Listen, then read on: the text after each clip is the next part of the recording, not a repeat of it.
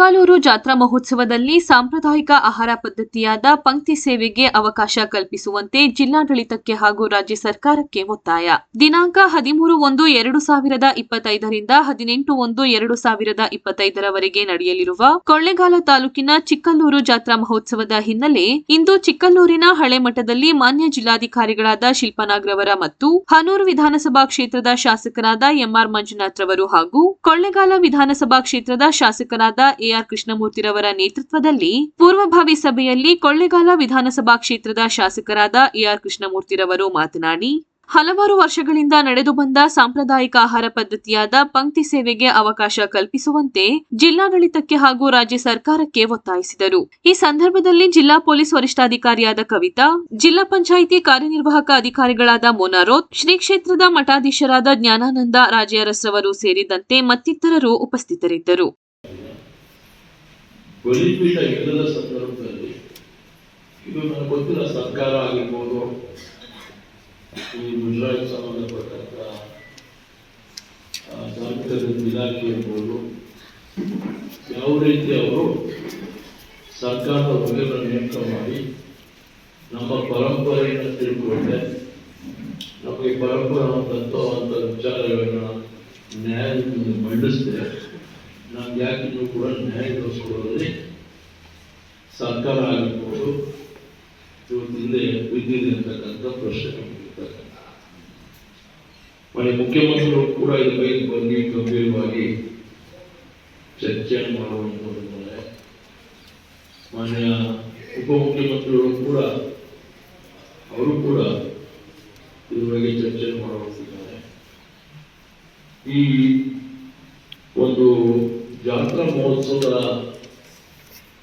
ಸಂದರ್ಭಗಳು ಒಂದೇ ಅಲ್ಲ, ಇದೊಂದು ಪೈಲಟ್ ಪ್ರಾಜೆಕ್ಟ್ ಮಾಡಬೇಕು, ಇದು ಸಂಪೂರ್ಣ ಅಭಿವೃದ್ಧಿ ಮಾಡಬೇಕು ಅಂತಕ್ಕಂಥದ್ದು ಕೂಡ ಅವರ ಗಮನದಲ್ಲಿದೆ.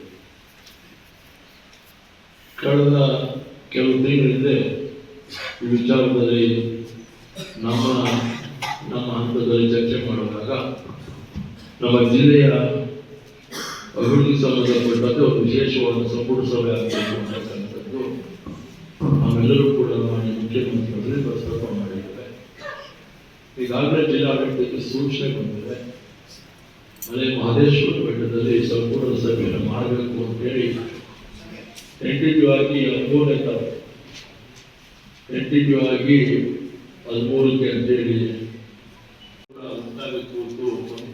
ಮಾಡ್ತಿದ್ವಿ, ಪ್ರಸಾದ ಸ್ವೀಕರಿಸ್ತಿದ್ವಿ.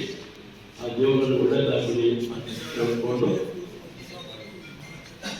ಅವರು ಬರ್ತಕ್ಕಂಥ ಭಕ್ತರು ಯಾರೇ ಬಂದು ಅನ್ನ ಹಾಕ್ತಿದ್ವಿ, ನೆಂಟರು ಬಂದು ಸ್ನೇಹಿತರು ಬರ್ಬೋದು, ಬಟ್ ಯಾರೇ ಬಂದು ಭಕ್ತರಿಗೆ ಅವರು ಪಂಕ್ತಿ ಪೂಜೆ ಮಾಡ್ತಕ್ಕಂಥವ್ರು ಕಳೆದ ಊಟಕ್ಕಂತೂ ಪ್ರಸಾದ ಅಂತ ಊಟವನ್ನು ನಡೆಸ್ತಾರೆ. ಅದಕ್ಕೆ ಅವಕಾಶ ಆಗುತ್ತೆ. ನಮ್ಮ ಪರಂಪರೆಗೆ ತೊಡಕಾಗಿದೆ.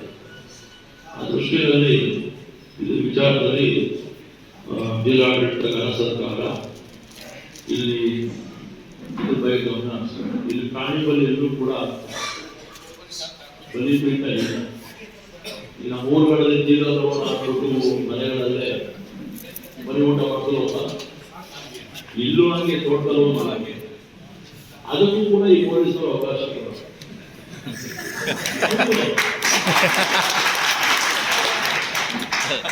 ಅದೇ 3 ತಿಂಗಳು ಆಚರಣೆ ಬರ್ಬಿಡ್ತಾರೆ.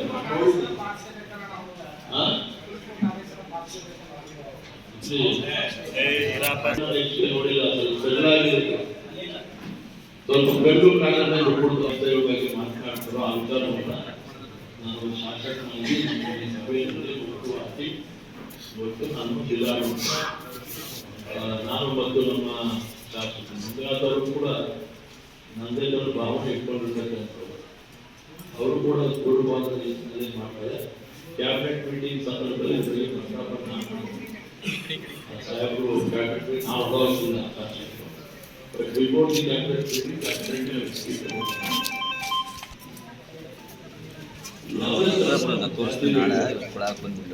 ನಾನು ತಿಳ್ಕೊಂಡ್ಗೆ 10 ಲಕ್ಷಾಂತರ ಜನ ಮಾಡ್ತಾರೆ. ಒಂದು ನಿರ್ವೇ ಮಾಡೋದು, ಒಂದು ನಳ ಕಾಣುತ್ತೆ, ಕಾಲೇ ಕಾಣುತ್ತೆ. ಅದೇನೋ ಪಾಪ ಇದೊಂದು ಅಷ್ಟು ಜನಕ್ಕೆ ಊಟ ಇಲ್ಲಿ ಮಸಾಲೆಗಳೆಲ್ಲ ಆಗುತ್ತೆ. ಎಲ್ಲರೂ ಒಂದು ಹಣ ಅಷ್ಟು ಮುಕ್ತವಾಗಿರ್ತದೆ. ಆ ದೇವರ ಸೇವೆಗೆ ಅವಕಾಶ. ಇವತ್ತು ನಾವು ಬೇರೆ ಸಮಾಜದವ್ರಿಗೆ, ಬೇರೆ ತರದವ್ರಿಗೆ ಈ ವಿಚಾರದಲ್ಲಿ ಆಗೋಗಿ ನ್ಯಾಯಾಲಯಕ್ಕೆ ಹೋಗಿಲ್ಲ. ನಮ್ಮ ದೇವರ ವಿಚಾರದಲ್ಲಿ ನ್ಯಾಯಾಲಯಕ್ಕೆ ಹೋಗಿ ಆದೇಶ ಇದಷ್ಟು ಮಾಡಿ ಸರಿ ಅಂತ ನನ್ನ ಪ್ರಶ್ನೆ. The way the court advocates are presented the subject ಅದರಿಂದ government advocates represent the government on this behalf should ಇತಿಹಾಸ ತಿಳ್ಕೊಂಡು ಆ ವಿಷಯವನ್ನ ನ್ಯಾಯಾಲಯದ ಮುಂದೆ ಪ್ರಸ್ತಾಪ ಮಾಡಿದ್ರೆ ಖಂಡಿತ ನಿಲ್ಬಹುದು ಅಂತಕ್ಕಂಥದ್ದು ನನ್ನ ಭಾವನೆ. ಬಂಧುಗಳೇ, ಈ ಒಂದು ವಿಷಯದಲ್ಲಿ ನಾವು ಗಂಭೀರವಾಗಿ ಚಿಂತನೆ ಮಾಡಿ ಸರ್ಕಾರವನ್ನು ತಂದು ಈ ಪರಿಹರಿಸುವಲ್ಲಿ ತಾವು ಮುಂದಾಗಬೇಕು ಅಂತ ಹೇಳಿ ಮನೆ ಜಿಲ್ಲಾಧಿಕಾರಿಗಳನ್ನು ಮತ್ತೆ